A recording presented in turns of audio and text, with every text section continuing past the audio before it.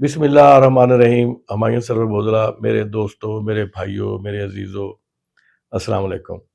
मेरे दोस्तों, बड़ी अहम है पाक पतन का एक मसला जो 15-20 दिन तो दरपेश है।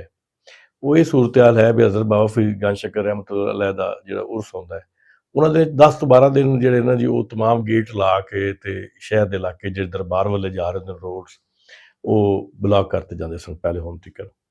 ਹੁਣ ਅਸਲ ਦੀ ਜਿਹੜੀ ਸੂਰਤ ਹਾਲ ਦੱਸੀਏ ਤਾਂ ਉਹ ਇਹ ਹੈ ਵੀ ਤੁਸੀਂ ਜਮਾਲ ਚੌਕ ਤੋਂ ਆਓ ਤੇ ਅੱਗੋਂ ਆ ਕੇ ਲਾਰੀ ਅੱਡਾ, ਉੱਥੇ ਵੀ ਰੇਲਵੇ ਫਾਟਕ ਹੈਗਾ, ਬੜਾ ਪੁਰਾਣਾ ਫਾਟਕ ਹੈ, ਉਹਦੇ ਤੇ ਕੋਈ ਅੰਡਰਪਾਸ ਨਹੀਂ ਬਣਾ, ਸ਼ਾਇਦ ਜ਼ਰੂਰਤ ਨਹੀਂ ਪੇਸ਼ ਆਈ। ਉੱਥੇ ਵੀ ਘੰਟਾ ਘੰਟਾ ਅੱਧਾ ਘੰਟਾ ਟ੍ਰੈਫਿਕ ਬਲਾਕ ਰਹਿੰਦੀ ਹੈ। ਉਹ ਬਾਅਦ ਤੁਸੀਂ ਨੀਨਾ ਚੌਕ ਆ ਜਾਓ, ਉੱਥੇ ਗੱਲਾ ਮੰਡੀ ਵਾਲੇ ਟ੍ਰੈਫਿਕ ਦਾ ਰੁੱਖ ਮੋੜਤਾ ਜਾਂਦਾ ਹੈ ਤੇ ਉਸ ਬਾਅਦ ਜਿਹੜੇ ਦਰਬਾਰ ਵੱਲੋਂ ਆ ਰਹੇ ਨੇ ਉਹ ਵੀ ਉੱਥੇ ਆ ਰਹੇ ਹੁੰਦੇ ਨੇ, ਉੱਥੇ ਵੀ ਟ੍ਰੈਫਿਕ ਦਾ ਹੁਜਮ ਜਿਹੜਾ ਨਾ ਜੀ ਉਹ ਕਾਫੀ ਜ਼ਿਆਦਾ ਹੋ ਜਾਂਦਾ ਹੈ। ਹੁਣ ਇਹ ਹੋਇਆ ਵੀ ਹੁਣ ਸਾਡੀ ਜ਼ਿਲ੍ਹੀ ਇੰਤਜ਼ਾਮੀਆ ਨੇ ਦਰਬਾਰ ਦੇ ਸਾਹਮਣੇ ਗੇਟ ਲਗਾਤੇ, ਚਿੱਟੀ ਕਬਰ ਤੇ ਗੇਟ ਲਗਾਤਾ ਹੈ, ਉਸ ਤੋਂ ਬਾਅਦ ਉਸਦੀ ਫਾਰਾ ਚੌਕ ਤੋਂ ਗੇਟ ਲਾਤਾ ਹੈ, ਸ਼ਹਿਰ ਦੋ ਹਿੱਸਿਆਂ 'ਚ ਅਮਲੀ ਤੌਰ ਤੇ ਤਕਸੀਮ ਕਰਤਾ ਹੈ। ਹੁਣ ਜਦੋਂ ਕੋਈ ਬੰਦਾ ਜਮਾਲ ਚੌਕ ਤੋਂ ਸਿੱਧਾ ਦਰਬਾਰ ਤੇ ਆਏਗਾ, ਅੱਗੋਂ ਉੱਥੇ ਉਹਨੂੰ ਉਤਰਨਾ ਪਵੇਗਾ, ਨਾ ਗੱਡੀ ਲੈ ਕੇ ਆ ਸਕਦਾ ਹੈ, ਨਾ ਉਹਨੂੰ ਰਕਸ਼ਿਆਂ ਦੇ ਵਿੱਚ ਵੀ ਪਰੇਸ਼ਾਨੀ ਹੈ ਕਿਉਂਕਿ ਟ੍ਰੈਫਿਕ ਬਲਾਕ ਹੁੰਦੀ ਹੈ, ਰਸ਼ ਜ਼ਿਆਦਾ ਹੁੰਦਾ ਹੈ, ਇਸ ਵਾਸਤੇ ਉਹ ਰੋਡ ਬਲਾਕ ਹੈਗਾ, ਉੱਥੋਂ ਆ ਕੇ ਬੰਦੇ ਜ਼ਹਿਨੀ ਤੌਰ ਤੇ ਬੜੇ ਪਰੇਸ਼ਾਨ ਹੋ ਰਹੇ ਨੇ।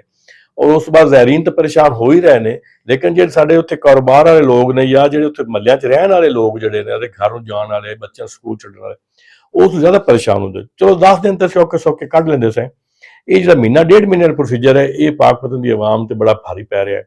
ਕਾਰੋਬਾਰ ਖਤਮ ਹੋ ਗਏ ਨੇ, ਪੈਸੇ ਹਕੂਮਤ ਦੇ ਪਹਿਲੀ ਪਾਲਿਸੀਆਂ ਦੇ ਵਜ੍ਹਾ ਤੋਂ ਖਤਮ ਹਨ, ਹੁਣ ਮਜ਼ੀਦ ਇਹ ਜਿਹੜੀ ਹੈ ਹੁਣ ਇਹਨਾਂ ਨੇ ਆ ਜਿਹੜੇ ਰੁਕਾਵਟ ਖੜੀ ਕੀਤੀ ਹੈ ਇਹਨਾਂ ਦਾ ਜ਼ਿਆਦਾ ਖਤਮ ਹੋ ਗਿਆ। ਮੇਰੀ ਤਜਵੀਜ਼ ਹੈ हुकूमत ਨੂੰ ਇਹ ਹੈ, ਇਹਦੇ ਇੰਤਜ਼ਾਮੀਆ ਨੂੰ ਇਹ ਹੈ, ਇੰਤਜ਼ਾਮੀਆ ਦੇ ਡੀਸੀਓ ਸਾਹਿਬ ਵੀ ਡੀਪੀਓ ਸਾਹਿਬ ਬੜੇ ਅੱਛੇ ਔਰ ਮਿਲਨਸਾਰ ਜਿਹੜੇ ਨਾ ਜੀ ਉਹ ਫਰਦ ਨੇ, ਇਨਸਾਨ ਨੇ, ਔਰ ਉਹ ਗੱਲ ਉਹ ਪਬਲਿਕ ਦੀ ਸੁਣਦੇ ਵੀ ਹਨ, ਬੜਾ ਅੱਛਾ ਰਵੱਈਆ ਰੱਖਦੇ ਨੇ। ਅਸੀਂ ਇਸ ਗੱਲ ਨੂੰ ਉਹਨਾਂ ਦੀ ਮੰਨਦੇ ਹਾਂ, ਤਈਦ ਕਰਨੇ ਹਾਂ, ਲੇਕਿਨ ਗੱਲ ਸਿਰਫ ਇਹ ਹੈਗੀ ਹੈ ਵੀ ਅਗਰ ਆਵਾਮ ਕੋਲ ਪੁੱਛ ਲਿਆ ਜਾਂਦਾ, ਅੰਜਮਨ ਤਾਜਰਾਨ ਕੋਲ ਦੇ ਲੋਕਾਂ ਕੋਲ ਪੁੱਛ ਲਿਆ ਜਾਂਦਾ, ਆਵਾਮ ਕੋਲ ਪੁੱਛ ਲਿਆ ਜਾਂਦਾ ਵੀ ਇਹਦਾ ਕੋਈ ਮੁਤਬਾਦਲ ਹੱਲ ਹੋਰ ਵੀ ਹੈ, ਮੁਤਬਾਦਲ ਕਈ ਇਹਦੇ 'ਚ ਬੇਸ਼ੁਮਾਰ ਮੁਤਬਾਦਲ ਜਿਹੜੇ ਨਾ ਹੱਲ ਪੇਸ਼ ਕੀਤੇ ਜਾ ਸਕਦੇ ਸੀ। ਹੁਣ ਮੈਂ ਤੁਹਾਨੂੰ ਦੱਸਾਂ ਮੁਕਤਸਰ ਵੀ ਤੁਸੀਂ ਨੀਨਾ ਚੌਕ ਤੋਂ ਟ੍ਰੈਫਿਕ ਤੁਸੀਂ ਡਿਵਰਟ ਕਰਤੀ ਸਾਰੀ ਜਿਹੜਾ ਪੁਰਾਣੀ ਸਬਜ਼ ਮੰਡੀ ਤੋਂ ਦੁਬਾਰਾ ਆਪਣਾ ਮੱਛੀ ਚੌਕ, ਉੱਥੇ ਕੋਈ ਟ੍ਰੈਫਿਕ ਵਾਲਾ ਬੰਦਾ ਜਿਹੜਾ ਨਾ ਉਹਨੂੰ ਮੈਨੇਜ ਕਰਨ ਵਾਸਤੇ ਨਹੀਂ ਹੈਗਾ। ਅੱਜ ਮੈਂ ਸੁਬਾਹ ਆਇਆ ਤੇ ਹਰ ਜਗ੍ਹਾ ਤੇ ਲੋਕਾਂ ਨੇ ਪਾਰਕਿੰਗ ਕੀਤੀ ਹੋਈ ਹੈ, ਮੋਟਰਸਾਈਕਲ ਖੜੇ ਕੀਤੇ ਹੋਏ ਨੇ, ਕਿਉਂਕਿ ਰੂਟ ਦਾ ਸਾਰਾ ਪ੍ਰੈਸ਼ਰ ਉਸ ਰੂਟ ਤੇ ਪੈ ਗਿਆ। ਉਹ ਸਾਰਾ ਹੁਣ ਜਿਹੜੇ ਲੋਕ ਨੇ ਜਾਣਾ ਉਹਨੇ ਇੱਧਰੋਂ ਹੀ ਜਾਣਾ ਹੈ, ਜਾਂ ਜਿਹੜੀ ਦੂਜੀ ਆਪਣੀ ਰਾਈਟ ਸਾਈਡ ਦੀ ਬਾਈਪਾਸ ਉੱਥੇ ਟ੍ਰੈਫਿਕ ਵੱਧ ਗਈ ਹੈ। ਇਹਦਾ ਹੱਲ ਇਹ ਕੀਤਾ ਜਾ ਸਕਦਾ ਸੀ ਵੀ ਇਹਨੂੰ ਜਿਹੜੀ ਬਲੌਕ ਕੀਤਾ ਹੋਇਆ ਹੈ, ਬਲੌਕ ਕਰਕੇ ਇਹਨੂੰ ਕਵਰ ਕਰਕੇ ਦੁਬਾਰਾ ਉਤਲੀ ਸਾਈਡ ਤੋਂ ਲਿਆ ਕੇ ਨੀਨਾ ਚੌਕ ਦੇ ਵਿੱਚ ਵੀ ਇਹ ਰੋਡ ਨੂੰ ਪਾਇਆ ਜਾ ਸਕਦਾ ਹੈ।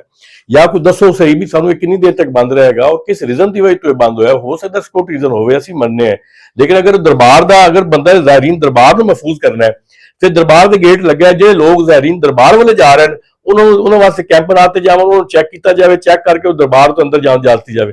ਜਿਹੜੇ ਆਮ ਲੋਕ ਨੇ ਆਦੇ ਘਰ ਜਾ ਰਹੇ ਨੇ, ਸਕੂਲਾਂ ਦੇ ਬੱਚੇ ਲੈ ਕੇ ਜਾ ਰਹੇ ਨੇ, ਕੋਈ ਸ਼ਾਪਿੰਗ ਕਰਨ ਆ ਰਹੇ ਨੇ, ਉਹਨਾਂ ਨੂੰ ਤੰਗ ਨਾ ਕੀਤਾ ਜਾਵੇ। ਸਾਡੀ ਤਾਂ ਰਿਕੁਐਸਟ ਹੈ, ਪਾਕ ਪਤਨ ਵਾਲੇ ਪਹਿਲੀ ਪਸਮਾਨਦਾ ਇਲਾਕਾ ਹੈ, ਗਰੀਬ ਲੋਕ ਨੇ, ਇਹ ਵਿਚਾਰੇ ਨਾ ਇਤਜਾਜ ਕਰ ਸਕਦੇ ਨੇ, ਨਾ ਕੋਈ ਇਹਨਾਂ ਦੀ ਗੱਲ ਸੁਣਨ ਨੂੰ ਤਿਆਰ ਹੈ, ਨਾ ਸਾਡਾ ਐਮਐਲਏ ਐਮਪੀ ਸੁਣਨ ਨੂੰ ਤਿਆਰ ਹੈ, ਨਾ ਉਹ ਗੱਲ ਕਰਨ ਨੂੰ ਤਿਆਰ ਹੈਗਾ।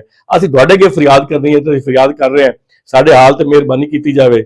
ਸਾਡੇ ਇਹ ਦਰਵਾਜ਼ੇ ਜਿਹੜੇ ਹੈਗੇ ਨੇ ਇਹ ਖੋਲੇ ਜਾਵਣ। ਉਦੋਂ ਪਹਿਲੇ ਸੁਣਿਆ ਸੀ ਹੋਰ ਬ੍ਰਿਜ ਬਣਦਾ ਪਿਆ, ਉਹ ਵੀ ਨਹੀਂ ਬਣਦਾ। ਇਹ ਬਹਿ ਕੇ ਕੋਈ ਦਾ ਹੱਲ ਪਰਮਾਨੈਂਟ ਹੱਲ ਕੱਢਿਆ ਜਾਵੇ। ਸਾਡਾ ਦਰਬਾਰ ਹੈ, ਅਸੀਂ ਸਾਡੀ ਸਿਕਿਉਰਿਟੀ ਤੁਸੀਂ ਕਰ ਰਹੇ ਹੋ, ਲੇਕਿਨ ਇਹਦੇ ਸਾਨੂੰ ਪਰੇਸ਼ਾਨ ਨਾ ਕਰੋ। ਜਿਹੜੇ ਲੋਕ ਦਰਬਾਰ ਜਾ ਰਹੇ ਨੇ ਉਹਨਾਂ ਦਰਬਾਰ ਜਾਣ ਦਿਓ, ਜਿਹੜੇ ਆਦੇ ਘਰਾਂ ਦੇ ਕੰਮ ਕਰਦੇ ਪਏ ਨੇ ਉਹਨਾਂ ਕਰਕੇ ਦਰਵਾਜ਼ੇ ਜਿਹੜੇ ਖੋਲੇ ਜਾਵਣ, ਜਾਂ ਇਹਦਾ ਮੁਤਬਾਦਲ ਫੌਰੀ ਬੰਦੋਬਸਤ ਕੀਤਾ ਜਾਵੇ।